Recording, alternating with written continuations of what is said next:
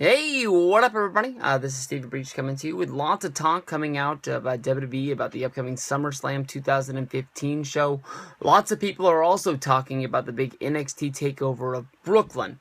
And basically, one of the biggest names that is coming through NXT right now is Uhaa Nation, a guy that really has taken the indie scene by storm over the last couple of years. In 2011, he was the Wrestling Observer's Rookie of the Year while working for Dragon Gate and working his way through Japan, as well as working a lot of independent shows throughout the United States. Uhaa Nation made a big name for himself before signing with WWE.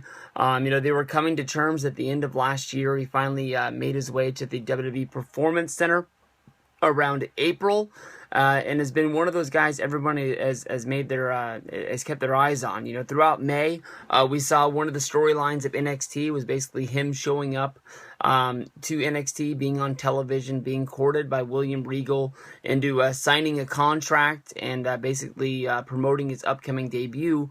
The only problem throughout all of those vignettes for Uhaa Nation was basically that he did not have a name, but WWE has now released that his name is going to be Apollo Crews. I don't know if they're going to try and capitalize on his name value when he does debut, and then saying that his new name is going to be Apollo Crews. Much like when Finn Balor came out on NXT, basically, Kenta had asked him to come out, and basically on the screen it revealed Prince Devitt before the letters changing and it fading into Finn Balor and his music cranking up and him coming up. Kenta is a guy that also came in to NXT, and they took advantage of that when they were in Japan. It was Kenta, and then finally right before his debut, I believe the first time they called him Kenta on his way to the ring, and then once he was down there, then it became Hideo Itami as the new name. So it's a struggle to get used to, especially with so many guys down there. But I mean, as Kevin Owens goes along, it gets easier and easier to remember his name. And it's not like Sami Zayn, I'm calling him El Generico anymore. But sometimes in these videos, when I start getting going, I'm talking about lots of things, and I bounce around and I see like Kevin Owens' face, and that's which direction I want to start going in the video. That's when I get lost, and I call him Kevin Steen, and I get all sort of like, oh, I called him the wrong name. But I think everybody knows what I'm talking about. But as of right now, it looks like that Apollo Crews is going to be making his debut on the NXT Takeover show in Brooklyn the night before SummerSlam, which is good because those live specials basically are always something that really kicks off a guy. I mean, if you think about the way Kevin Owens made his debut in NXT, he came out, he beat CJ Parker, who sort of was like the NXT jobber of the stars. Basically, anytime you needed somebody to get put over, it was always CJ Parker going out there and taking the loss. But with CJ Parker no longer there, I'm not really sure who is going to be bottom of the totem pole to take the loss to Apollo Crews. But if you remember Kevin Owens' build, basically he beat one guy, and at the end of the show he came out and he beat up the champion and established himself as one of the major heels in NXT, putting himself in line to get a title shot after taking out Sami Zayn the night that he won the championship, and then on the next NXT taking out Neville as well in a count-out loss. Or I guess it was count out, no finish, because there was double count out, I think is the way it went down. I don't think he got disqualified, but one way or another, both guys got messed up outside of the ring.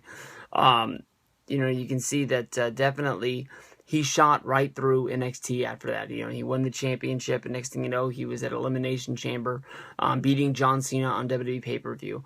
Uhaa Nation, Apollo Crews is another guy that can easily scoot through NXT this fast. This guy is this good. He's a wrestler out of Nigerian descent, and I don't think WWE has another guy that's really built like this right now. He's different than everybody. This guy's speed, his strength, he's going to be really, really good. So make sure you keep your eyes on this guy, Apollo Crews, debuting at NXT live takeover special from Brooklyn.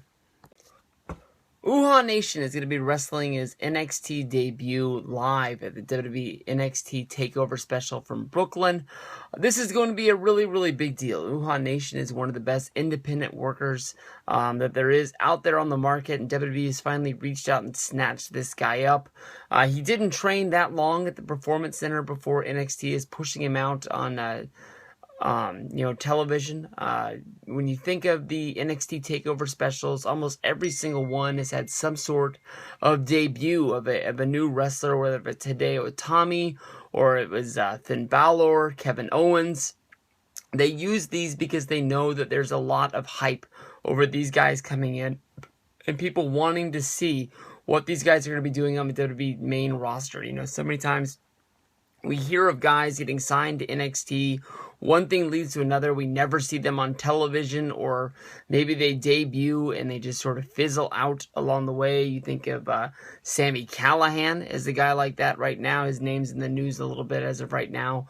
But, I was thinking about him. He had the big debut on NXT, and he's wrestled very sparingly along the way. I don't know if they're basically chalking him up like another Chris Hero, basically thinking that he doesn't fit in and they don't really need him.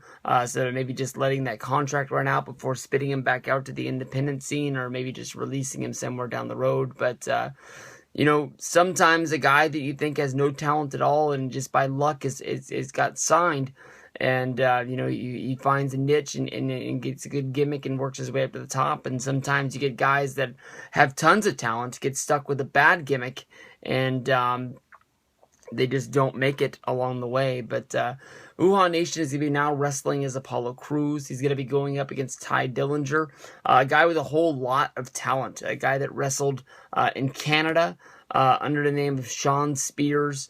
He's been in NXT for a while. It's not like this is going to be his first match on television as well. I don't think of this guy really as a jobber, but he has wrestled matches against guys like Finn Balor on NXT in the past that didn't really have a whole lot to it. He got a little bit of offense in, but in the end, Finn Balor is the star of the show, and Ty Dillinger is not. But definitely in my mind, this is going to be an easy win for Apollo Crews. If you watched NXT tonight, leading up the go-home show to NXT TakeOver in Brooklyn, Apollo Crews had a sort of vignette talking about, what it means to him, basically saying that his whole career has led up to this point of debuting in WWE. This is the place that he belongs to be, and the soundtrack that goes over the vignette is basically, calling himself a champion. So you can see that WWE has major plans for Apollo Crews in the foreseeable future. I'm really looking forward to seeing him wrestle, and I think that you guys will too. Apollo Crews and Ty Dillinger isn't high ranking up on the list of cards for the NXT TakeOver special, but I think it might be one of the main matches that you really do remember when it's all said and done.